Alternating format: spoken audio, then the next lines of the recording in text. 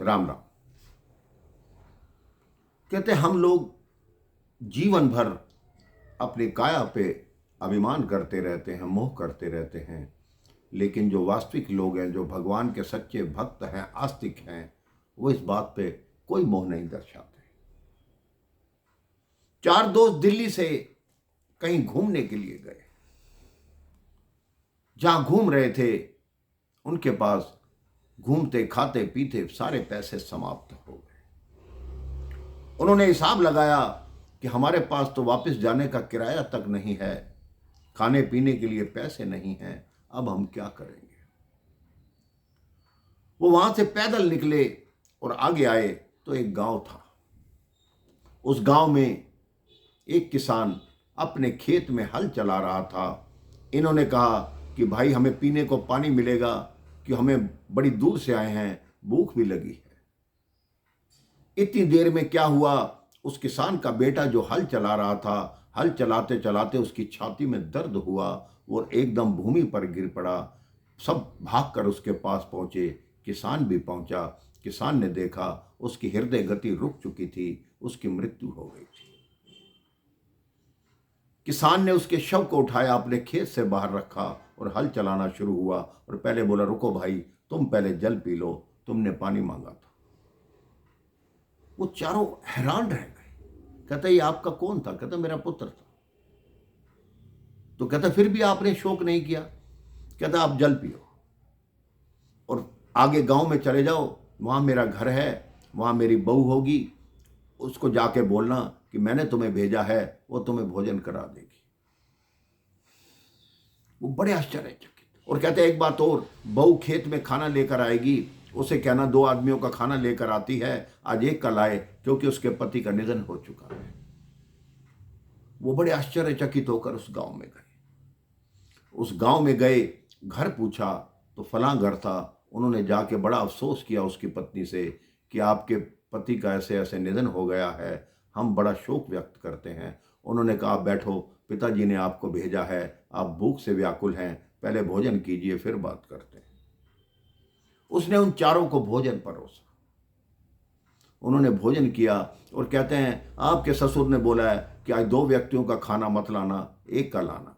कहती है ठीक है, मैं एक का खाना ले जाऊंगी। उन्होंने देखा वो खाना लेकर एक व्यक्ति का खेत पर चले गए। वो ये बातें देख देख के बड़े आश्चर्यचकित हो रहे थे। अब उन्होंने किसी से पूछा कि इस गांव में कोई सेठ है जो हमें थोड़े पैसे उधार दे दे, जिससे हम घर वापस जा सकें। सब ने बताया हाँ वो सेठ की दुकान है, वो आपको उधार पैसे दे देगा। वो सेठ की दुकान पर पहुंच गए कि सेठ जी हमें 500 रुपये उधार चाहिए, हमें घर वापस जाना है। सेठ जी ने नाम पता लिखा और 500 रुपये दे दिए, ना कोई गवाही मांगी ना कुछ मांगा। उन्होंने कहा हम हैरान हैं, ये कैसा गांव है? सेठ जी ने कहा क्या हुआ? कहता हमने देखा अभी एक किसान का बेटा मर गया, जो जो घटना उनके साथ हुई थी उन्होंने सारी बता दी। सेठ ने कहा तुम्हारे यहाँ क्या होता है? कहता हमारे यहाँ इतनी जवान मृत्यु हो जाए तो 13 दिन तो शोक सागर में डूबे रहते हैं। तो सेठ ने कहा ये जो पूरा गांव है ये आस्तिक गांव है। आप बताओ कि ये शरीर हमें किसने दिया? वो कहते हैं भगवान ने दिया। तो कहता है वापस किसने लिया? कहता है भगवान ने लिया। कहता है अब मेरे 500 रुपये वापस करो, क्यों तुम भगवान की जो अमानत है तुम्हारे पास, उसे देने में 13 दिन रोते हो, तो मेरे 500 रुपये कहां से दोगे? हमारे गांव में किसी के मरने पर कोई नहीं रोता और यही सोचता है कि यह भगवान की रजा है, इसी में हमें राजी रहना है, कोई शोक नहीं मनाता। सोचते हैं कि भगवान ने उसके इतने श्वास ही लिखे थे तो उसने इतने ही लिए। अब उन्होंने कहा हमारा साथ तो गलत हो गया, 500 रुपये आए थे, हमें बोलने की या पूछने की क्या आवश्यकता थी, हम क्या करें? तो किसी ने बताया दूसरे गांव में एक और सेठ है, उसके पास चले जाओ। उस सेठ के पास गए।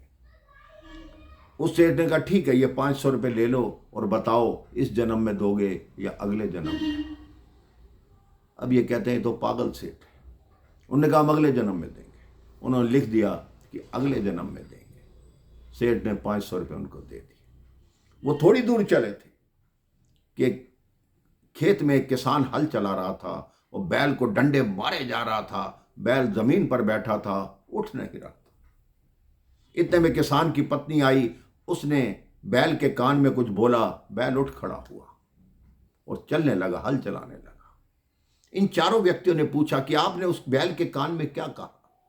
कहता है, मैंने उसे कहा, तुमने पिछले जन्म में जो कर्ज लिया था, अब इस किसान के सिर्फ 25 रुपए बाकी रह गए हैं, थोड़ा सा हल चला दो, तुम्हारे 25 रुपए बराबर हो जाएंगे। क्योंकि हम किसी से लेते हैं तो अगले जन्म तक भी हमें उसका उधार चुकाना पड़ता है।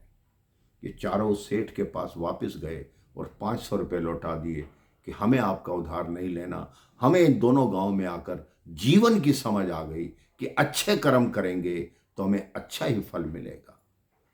तो मेरे भाई बहन, जो भगवान ने आपके लिए रचा है, जो भगवान ने आपके लिए सोचा है, सदा उसी में खुश रहिए, उन्हीं का गुणगान करते रहिए और प्रेम से बोलते रहिए। राम राम, जय श्री राम।